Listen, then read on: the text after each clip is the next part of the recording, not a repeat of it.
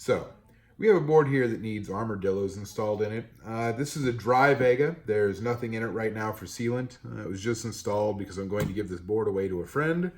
So we're going to go ahead here and we're going to depressurize the tire just by using the included valve stem tool. And we're just going to press down here in the center until the tire gets down to a fairly low pressure. And we do that because if we take out the valve stem while it's at high pressure, there's some pretty good chance that we're going to have to go chase the valve core as it flies around the room.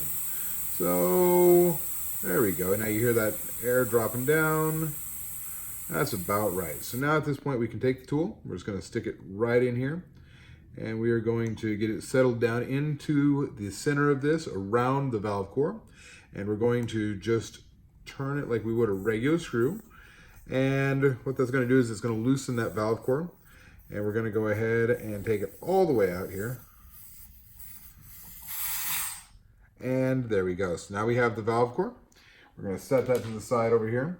We're going to grab our Armor-Dillo, take this off, and when you get the bottle, you're going to need to grab a knife or something like that. And you're going to want to trim off just the very tip of that bottle. Make sure you get a nice clean cut. Something that's really, really sharp. You don't want to use anything dull. So get that cut off just like that.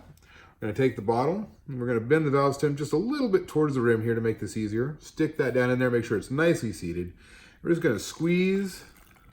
We're going to release, jiggle it a little, squeeze, release, jiggle it a little. And we just do this until we have the whole bottle in there. Now, if you have a brand new one wheel that you're putting this in, you may only need a half bottle because it has some factory slime in there.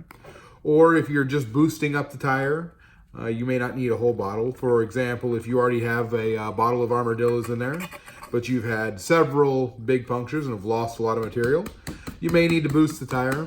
So you might only use a quarter of a bottle in that case. Just feel free to, adjust based upon your needs. Once you get all that stuff out of there, if you tap it, you can get this bottle nice and clean. And when done well, absolutely no mess, completely clean bottle there.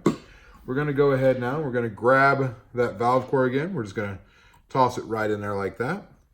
We use our valve tool and we just tighten that thing back up. Get it nicely tightened up.